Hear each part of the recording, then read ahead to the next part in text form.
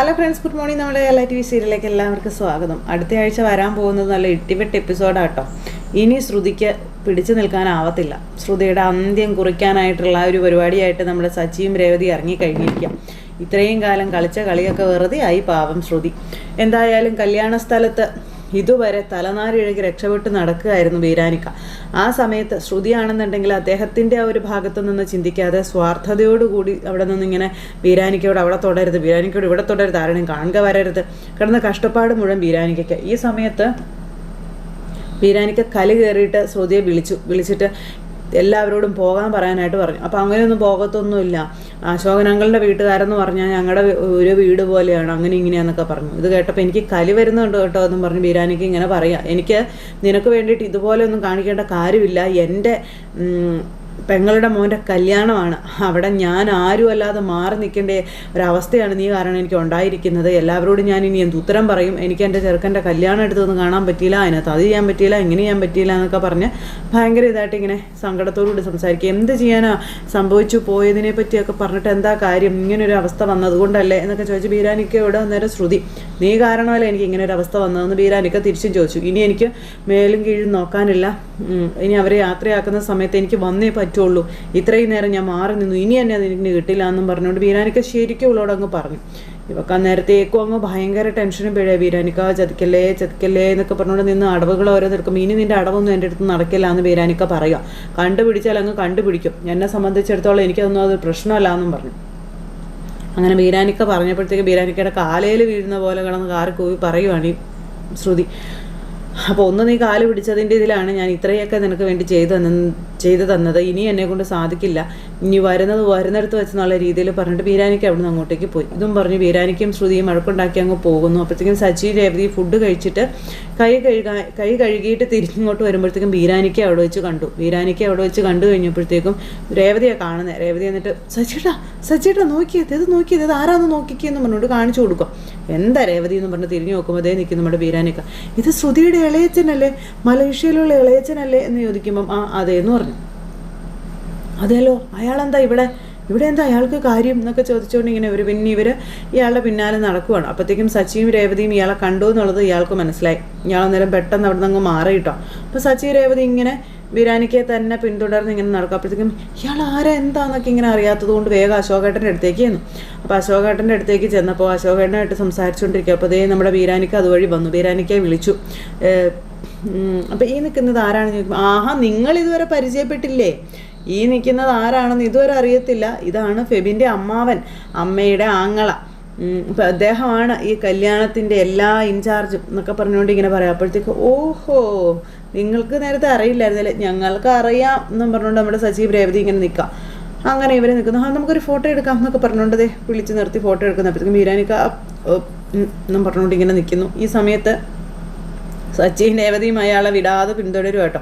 ആ ഫോട്ടോ എടുത്ത് കഴിഞ്ഞെങ്കിൽ ഞാൻ ഇനി പോയിക്കോട്ടെ എന്നും ചോദിച്ചിട്ട് ബീരാനിക്ക അവിടെ നിന്ന് അങ്ങോട്ടേക്ക് പോയി. സച്ചിയും രേവതി ഇങ്ങനെ ഇയാളെ തന്നെ നോക്കി നിൽക്കുമ്പോഴത്തേക്കും ഇയാൾ പിറകോട്ട് തിരിഞ്ഞ് നോക്കിയപ്പോൾ ഇവർ നോക്കി നിൽക്കുന്നത് കണ്ടു പെട്ടെന്ന് അവിടുന്ന് ജീവനും കൊണ്ട് ഓടി. അല്ല സച്ചേട്ടാ, ഇതെന്താ ഇവിടെ നടക്കുന്നത്? അപ്പോൾ ഇയാൾ ശരിക്കും ശ്രുതിയുടെ, ഞാൻ പറഞ്ഞില്ലേ രേവതി, ശ്രുതിയുടെയും ഇയാളുടെയും ആ പെർഫോമൻസ് കണ്ടപ്പോൾ തന്നെ ഞാൻ പറഞ്ഞില്ലേ ഇതിലെന്തോ പന്തികേടുണ്ടെന്ന്. ഇയാൾ ശ്രുതിയുടെ ഇളയച്ചനും അല്ല, ഒരു തൊലിയല്ല, ഇവൻ ചുമ്മാ എന്തൊക്കെയോ നുണയും പറഞ്ഞ് വന്ന അവൾ വരുത്തിച്ചതാ, അവൾ ഇറക്കുമതി ചെയ്തതാണ് ഇയാളെ. അപ്പോഴേക്കും നമ്മുടെ അശോകേട്ടനാണെന്നുണ്ടെങ്കിൽ ഈ ബീരാനിക്ക് നല്ലൊരു നടനാണെന്നൊക്കെ ഇങ്ങനെ പറഞ്ഞായിരുന്നു. നല്ലൊരു നടനാണ്, അഭിനയിക്കാനൊക്കെ അറിയാം, ഒരു നടനാണ് തുടങ്ങിയ കാര്യങ്ങളൊക്കെ പറഞ്ഞു. അപ്പോൾ പറഞ്ഞത് കേട്ടില്ലേ, അയാളൊരു നടനാണെന്ന്. അതുകൊണ്ട് ഇളയച്ചൻ്റെ വേഷം അഭിനയിക്കാൻ വേണ്ടി പാർലറേട്ടത്തി ഇറക്കുമതി ചെയ്തതാണ് ഇയാളെ എന്നും പറഞ്ഞിങ്ങനെ പറയണു. അപ്പോൾ അതങ്ങനെ പറഞ്ഞു കഴിഞ്ഞപ്പോഴേക്കും ഇതിൻ്റെ പിറകിൽ എന്താണെന്ന് കണ്ടെത്തണമല്ലോ സച്ചേട്ടാ, അല്ലാതെ ഇനി ഇത് വെറുതെ വിടാൻ പാടില്ല എന്ന് രേവതിയും പറയാം. നമുക്ക് കണ്ടെത്തിയിട്ടേ നമ്മൾ ഇന്ന് വീട്ടിൽ പോകുന്നുള്ളൂ രേവതി എന്നും പറഞ്ഞുകൊണ്ട് ഇങ്ങനെ സച്ചി പറയണം. ഈ സമയത്ത് സച്ചിയും രേവതിയും തലകുത്തിക്കിടന്ന് ശ്രമിച്ചുകൊണ്ടിരിക്കുക ഈ ബീരാനിക്ക് ആരാ, എങ്ങനെയാണ് ശ്രുതിയുടെ ജീവിതത്തിലേക്ക് വന്നത്, ഇതൊക്കെ അറിയാനായിട്ട്. അപ്പോഴത്തേക്ക് ആ രണ്ട് ചേട്ടന്മാർ അവിടെ വന്ന് നിൽക്കുവാണ് സച്ചിക്ക് അടി കൊടുക്കാനായിട്ട്. അപ്പോൾ ഇന്ന് അവനെ വെറുതെ വിടില്ല, അവൻ അങ്ങനെ ചെയ്തോ ഇങ്ങനെ ചെയ്യണമെന്നൊക്കെ പറഞ്ഞുകൊണ്ടിരിക്കുന്ന നിൽക്കുന്നത്. അപ്പോൾ സച്ചി ഇവരുടെ അടുത്തേക്ക് ചെന്നു. ഇങ്ങനെ തളർന്ന് ചെല്ലുമ്പോൾ ഇവന്മാർ സച്ചിയെ പിടിച്ചു നിർത്തിയതാണ്. നീ അങ്ങനെ അങ്ങ് പോയാലോ എന്നും പറഞ്ഞുകൊണ്ട് അപ്പോഴത്തേക്കും സച്ചി രണ്ടാമമാർക്കിട്ട് ഓരോന്നും കൂടെ വെച്ചങ്ങ് കൊടുത്തു. ഇനി എനിക്ക് പൊയ്ക്കൂടെ എന്ന് ചോദിക്കുക. അപ്പോഴത്തേക്കും ഉമാർ ഞെട്ടിപ്പോയി. സച്ചി ചില്ലറക്കാരനല്ലെന്ന് ഉമാർക്ക് മനസ്സിലായി. ഉമാർ കിട്ടിയത് കൊണ്ട് ഉമാർ ഓടി. സച്ചി അവിടുന്ന് പോവുകയും ചെയ്തു. ഇത് കഴിഞ്ഞ് പിന്നെ പെണ്ണും ചെറുക്കനും ചെറുക്കൻ്റെ വീട്ടിലേക്ക് പോകുന്ന ചടങ്ങുകളും കാര്യങ്ങളും ഒക്കെയാണ്. അപ്പോൾ എല്ലാവരും ഇങ്ങനെ വന്ന് നിൽക്കുന്നു. എല്ലാവരും വന്നിങ്ങനെ നിൽക്കുന്ന സമയത്ത് പെണ്ണും ചെറുക്കനും പോകാനായിട്ട് ഇറങ്ങി. അപ്പോഴത്തേക്കും എന്ത് ചെയ്യും, നമ്മുടെ രവിയേട്ടനും അതുപോലെ അവർക്കെല്ലാവർക്കും കൂടി പോകേണ്ടതായിട്ട് വധു എന്ന് പറഞ്ഞിട്ടുണ്ടെങ്കിൽ ശ്രുതി പിടിച്ച് വലിച്ച് ഇവരെ കൊണ്ടുപോകുന്നതാണ്. അപ്പോൾ എന്തൊക്കെയോ നുണയൊക്കെ പറഞ്ഞ് പോകാമെന്നും പറഞ്ഞുകൊണ്ട് നിർബന്ധ ബുദ്ധി പിടിച്ചിവരെ കൊണ്ടുപോകുന്നതാണ്. ഈ സമയത്ത് അശോകേട്ടനോടൊക്കെ യാത്ര പറഞ്ഞ നമ്മുടെ രവിയേട്ടനും ചന്ദ്രമതിയും ബാക്കി മക്കളും പോയപ്പോഴത്തേക്കും സച്ചിയും രവിയും പറഞ്ഞു ഞങ്ങൾ നോക്കിക്കോളാം, ഞങ്ങളിവിടെ നിന്നോളാം എന്നും പറഞ്ഞുകൊണ്ട് ഇങ്ങനെ പറയുക. അപ്പോൾ അതേ ശ്രുതി ഇത് കേട്ടില്ല കേട്ടോ. അപ്പോൾ ഇവരെല്ലാവരും പോന്നിട്ടുണ്ടെന്നുള്ളൊരു വിചാരത്തിൽ ഇങ്ങനെ നിൽക്കുന്നു. ഈ സമയത്ത് സച്ചിയും രേവതിയും ഇവരോട് പറഞ്ഞത് ഞങ്ങളെന്നാൽ ഇച്ചിരി ജോലിയുണ്ട്, അത് കഴിഞ്ഞിട്ട് വീട്ടിലേക്ക് വന്നേക്കാം എന്നാണ്. അപ്പോൾ കല്യാണ സ്ഥലത്ത് നിന്ന് ഇവരെല്ലാവരും ഒരുമിച്ച് പോരുന്നത് പോലെ സച്ചിയും രേവതിയും ഇവരുടെ കൂടെ തന്നെ നിന്ന് അഭിനയിച്ചു. അതിനുശേഷം സച്ചിയും രേവതിയും കൂടി അങ്ങോട്ടേക്ക് ചെന്നു. അപ്പോൾ അങ്ങനെ ഇവരെല്ലാവരും വീട്ടിലേക്ക് പോയി. ശ്രുതിക്ക് ആശ്വാസമായി. എന്തായാലും കാര്യങ്ങളെല്ലാം ഭംഗിയായിട്ട് നടന്നല്ലോ. ഇനിയിപ്പോൾ പെണ്ണും ചെറുക്കനും പോകുന്ന ആ ഒരു സമയത്ത് അയാൾക്ക് പങ്കെടുക്കണമെന്ന് പറഞ്ഞു. അയാൾ പങ്കെടുത്തോട്ടെ, ആരും അറിയാനും കേൾക്കാനൊന്നും പോകുന്നില്ലല്ലോ. സമയം എല്ലാവരും പോയി. പക്ഷേ പോയ സച്ചിൻ രേവതിയും തിരിച്ചു അങ്ങോട്ട് തന്നെ വന്നു. ഈ നേരത്താണ് പെണ്ണും ചെറുക്കനും പോകാനായിട്ട് യാത്ര പറച്ചിലും കാര്യങ്ങളൊക്കെ. അപ്പോഴത്തേക്കും നമ്മുടെ ബീരാനിക്ക് അങ്ങോട്ടേക്ക് വരും കേട്ടോ. അപ്പോൾ സച്ചിയും രേവതിയും അവരുടെ ഇടയിലേക്ക് വന്നു. അപ്പോൾ ബീരാനിക്ക് ഞെട്ടിപ്പോയി. ദൈവം ഇവർ പോയില്ലായിരുന്നു എന്നുള്ളൊരു രീതിയിൽ ഇങ്ങനെ നിൽക്കുവാണ്. ഇത് ആരാന്ന് മനസ്സിലായില്ലേ? ഇത് അളിയന നന്ദ എന്ന് പറഞ്ഞാൽ ചേട്ടൻ പറയുമ്പോൾ ഞങ്ങൾക്കറിയാം. അളിയൻ നല്ല നാടക നടനാണല്ലേ എന്ന് ചോദിക്കും. അതെ, അത് നിങ്ങൾക്ക് എങ്ങനെ മനസ്സിലായി? ഇഷ്ടംപോലെ നാടകങ്ങളിൽ അഭിനയിച്ചിട്ടുണ്ട്, അതുപോലെ സിനിമയിലൊക്കെ അഭിനയിച്ചിട്ടുണ്ട് എന്നൊക്കെ പറഞ്ഞുകൊണ്ട് അവരിങ്ങനെ ബീരാനിക്ക് ബീരാനിക്ക് അന്നേരം ഓഹോ എന്നൊക്കെ പറഞ്ഞുകൊണ്ട് ഇങ്ങനെ അവിടെ നിൽക്കുന്നു. കാരണം അദ്ദേഹത്തിന് പണി കിട്ടിയെന്ന് അദ്ദേഹത്തിന് മനസ്സിലായല്ലോ. ആകെ വെപ്രാളം കയറി അവിടെ ഇങ്ങനെ നിൽക്കുക. ആ സമയത്ത് അതൊക്കെ ഞങ്ങൾക്ക് നേരത്തെ അറിയായിരുന്നു. പിന്നെ നല്ലൊരു സിനിമയ്ക്കുള്ള ഒരു സ്കോപ്പൊക്കെ ഞങ്ങൾ കണ്ടായിരുന്നു അദ്ദേഹത്തിൻ്റെ അഭിനയത്തിലേ. പിന്നെ ഒരു അഭിനയം ഞങ്ങൾ നേരിട്ട് കണ്ടതാ എന്നൊക്കെ പറഞ്ഞിട്ട് നമ്മൾ സച്ചി ആണോ അപ്പം നിങ്ങൾക്ക് നേരത്തെ തന്നെ അറിയാമല്ലേ എന്നൊക്കെ ചോദിച്ചു ഇങ്ങനെ ഒരു ഇതിലിങ്ങനെ സംസാരിക്കുന്നു. പിന്നെ എല്ലാവരും യാത്രയയപ്പും കാര്യങ്ങളൊക്കെ ആയിട്ട് നിൽക്കുന്നു. മാളും ആണെങ്കിൽ എല്ലാവരോടും യാത്രയൊക്കെ പറയുന്നു, അച്ഛനോടും അമ്മയോടും എല്ലാവരോടും യാത്രയൊക്കെ പറയുന്നു. അങ്ങനെ എല്ലാവരും പോകാൻ നിൽക്കുമ്പോൾ അതെ ഒന്ന് വരാവോ അല്ലേച്ചി ഒന്ന് വരാവോ എന്ന് ചോദിച്ചു. അപ്പോഴത്തേക്കും നമ്മുടെ ബീരാനിക്ക് ഞാൻ വരില്ല എന്ന് പറഞ്ഞുകൊണ്ടുള്ള രീതി നിൽക്കുക. ഒന്നിങ്ങോട്ട് വന്നാൽ നന്നായിരുന്നു എന്നിവർ പറയുമ്പോൾ പൂച്ചക്കുട്ടിയെ പോലെ ഇവരുടെ കൂടെ ചെന്ന് നിൽക്കുവാണ്. അങ്ങനെ സച്ചിയും രേവതിയും ഇദ്ദേഹത്തെ വലിച്ചു മുറുക്കി പിടിച്ചു കൂട്ടി അപ്പുറം കൊണ്ടുവന്ന് നിർത്തി. എന്നിട്ട് ചോദ്യം ചെയ്യാൻ അങ്ങ് തുടങ്ങി. നിങ്ങൾ ആരാ, നിങ്ങൾ എന്തിനാ വീട്ടിൽ വന്ന് ശ്രുതിയുടെ ഒരു കൂടെ നിന്ന് അഭിനയിച്ചത്? നിങ്ങൾ ശ്രുതിയുടെ ആരും അല്ലെന്നുള്ള കാര്യം ഞങ്ങൾക്ക് നേരത്തെ തന്നെ അറിയായിരുന്നു. ഇതെല്ലാം സച്ചിയും രേവതിയിൽ നിന്നങ്ങ് വായിക്കാൻ തുടങ്ങിയപ്പോഴത്തേക്കും ഇയാൾ മിണ്ടുന്നില്ല. നിങ്ങൾ മിണ്ടിയില്ലെങ്കിൽ ഉറപ്പായിട്ട് ഞാൻ പോലീസിനെ വിളിക്കും, ആൾമാറാട്ടത്തിന് നിങ്ങൾക്കെതിരെ ഞാൻ കേസ് കൊടുക്കും തുടങ്ങിയ രീതിയിലെല്ലാം നമ്മുടെ സച്ചി അങ്ങ് പറഞ്ഞു. അയ്യോ ചതിക്കരുത്, ഞാൻ കാര്യങ്ങളെല്ലാം പറയാമെന്ന് പറഞ്ഞു. ശ്രുതി പറഞ്ഞിട്ടാണ് ഞാൻ അങ്ങനെയൊക്കെ ചെയ്തതെന്ന് പറയുമ്പം ശ്രുതി എന്തിനാ നിങ്ങളോട് അങ്ങനെയൊക്കെ പറഞ്ഞതെന്ന് ചോദിച്ചു. അപ്പോൾ എനിക്കതൊന്നും അറിയത്തില്ല, ശ്രുതിയുടെ ഇളയച്ചനായിട്ട് വരണമെന്നും ഇളയച്ചനായിട്ട് അഭിനയിക്കണമെന്നും അതുപോലെ തന്നെ ചെയ്യേണ്ട കാര്യങ്ങൾ പറഞ്ഞു തന്നത് മാത്രമേ ഞാൻ ചെയ്തിട്ടുള്ളൂ എന്നുള്ള കാര്യങ്ങളൊക്കെ ബീരാനിക്ക പറഞ്ഞു. അപ്പോൾ അതെല്ലാം കേട്ട് കഴിഞ്ഞപ്പോഴത്തേക്കും ദൈവമേ പണി മനസ്സിലായി ഇങ്ങനെ നിൽക്കുക നമ്മുടെ ബീരാനിക്ക. അപ്പം നിങ്ങൾ ഞങ്ങളുടെ കൂടെ വീട്ടിലേക്ക് വരണമെന്നും വീട്ടിൽ വന്ന് ഇതെല്ലാവരോടും പറയണമെന്നുള്ള കാര്യവും സച്ചി പറയാം. സച്ചി അത് പറഞ്ഞപ്പോൾ ഞാൻ വരണോ, നിങ്ങൾ ചെന്ന് പറഞ്ഞാൽ പോരേന്ന് ചോദിച്ചു. പോരാ, ഞങ്ങൾ ചെന്ന് പറഞ്ഞാൽ പോരാ, നിങ്ങൾ തന്നെ വന്ന് നിങ്ങൾ ആരാണെന്നും എന്തിനാണ് നിങ്ങൾ ഈ നാടകം മുഴുവൻ കളിച്ചതെന്നും പറഞ്ഞേ പറ്റുള്ളൂ എന്ന് നമ്മുടെ സച്ചി ഇങ്ങനെ പറയുമ്പോഴത്തേക്കും ഞാൻ വരാം, അപ്പോഴും പോലീസിൻ്റെ പേര് പറഞ്ഞ് നമ്മുടെ സച്ചി പേടിപ്പിക്കാം, ഞാൻ വരാം വന്നെല്ലാം പറയാം എന്നും പറഞ്ഞുകൊണ്ട് ഇങ്ങനെ ബീരാനിക്ക പറഞ്ഞു. അങ്ങനെ സച്ചിയും രേവതിയും ബീരാനിക്കയായിട്ട് നേരെ ഇവരുടെ വീട്ടിലേക്ക് പോവുകയാണ്. അങ്ങനെ അവർ വന്നു കഴിഞ്ഞപ്പോഴത്തേക്കും ശ്രുതി മോളാണെങ്കിൽ അടുക്കളയിൽ തിരക്കിട്ട് വരുന്നൊക്കെ ചെയ്തുകൊണ്ടിരിക്കുക കേട്ടോ. എല്ലാവരും വർത്തമാനമൊക്കെ പറഞ്ഞുകൊണ്ടിരിക്കുന്നു. അപ്പോൾ സച്ചിയും രേവതിയും കയറി ചെന്നു. നിങ്ങളിത് എവിടെയായിരുന്നടാ, ഇപ്പോൾ വരാമെന്നും പറഞ്ഞു പോയതല്ലേ, നിങ്ങൾ പിന്നെ എന്തിനാ ഇത്രയും താമസിച്ചതെന്ന് അച്ഛൻ ചോദിക്കാം.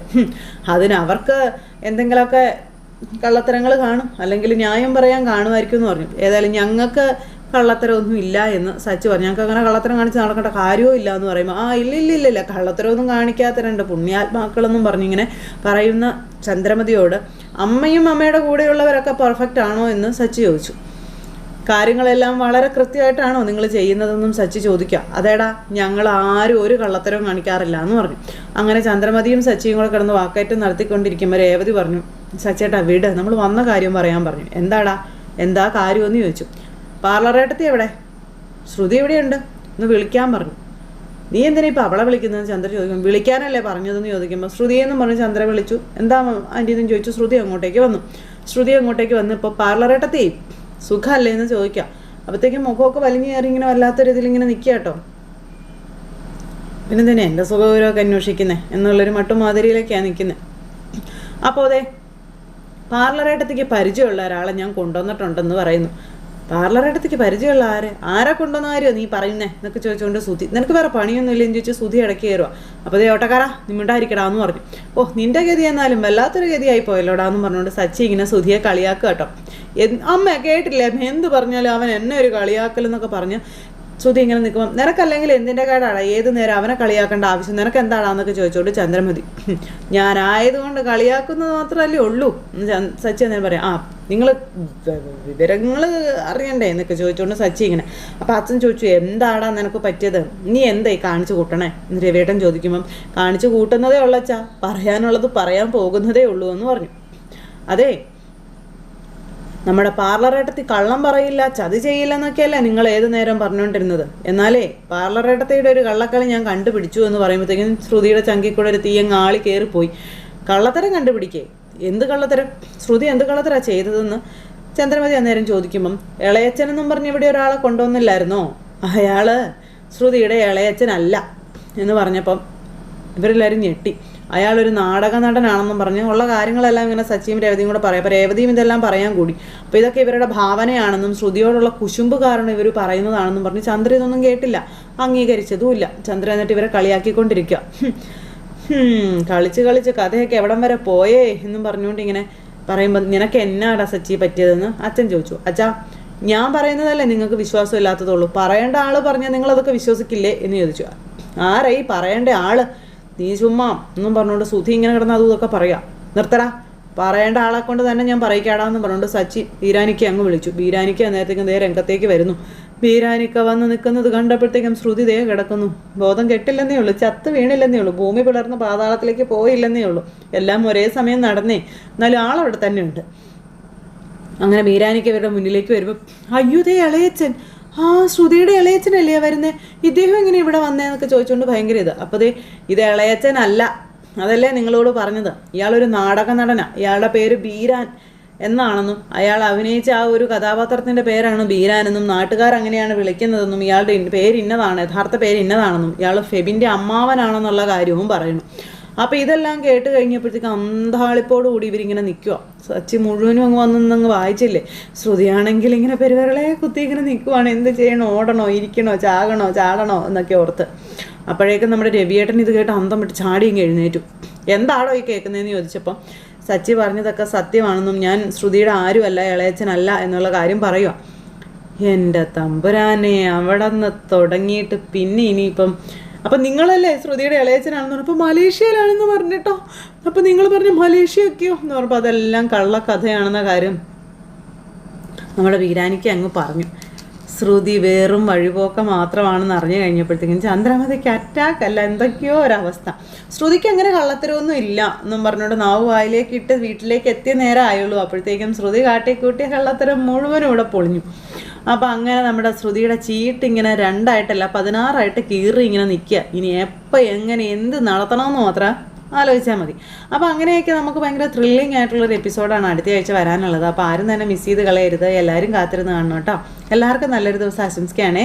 എല്ലാവരുടെയും സപ്പോർട്ടിനും സ്നേഹത്തിനും ഒത്തിരി നന്ദി ഹൃദയത്തിൻ്റെ ഭാഷയിൽ അറിയിക്കുന്നു. അടുത്ത സൂപ്പർ ഹിറ്റ് കഥയുമായി കാണുന്നത് വരെ എല്ലാവർക്കും നന്ദി. അതോടൊപ്പം നമ്മുടെ ചാനൽ ആദ്യമായിട്ട് കാണുന്നവരുണ്ടെങ്കിൽ ഒന്ന് സബ്സ്ക്രൈബ് ചെയ്യണേ. തൊട്ടടുത്ത് കാണുന്ന ബെൽ ബട്ടൺ അമർത്തി കഴിഞ്ഞിട്ടുണ്ടെങ്കിൽ നമ്മുടെ വീഡിയോസ് എളുപ്പത്തിൽ നോട്ടിഫിക്കേഷനായിട്ട് നിങ്ങളുടെ ഫോണുകളിലേക്ക് എത്തുന്നതായിരിക്കും. അപ്പോൾ ആരും മിസ് ചെയ്ത് കളയില്ലല്ലോ. എല്ലാവർക്കും നന്ദി.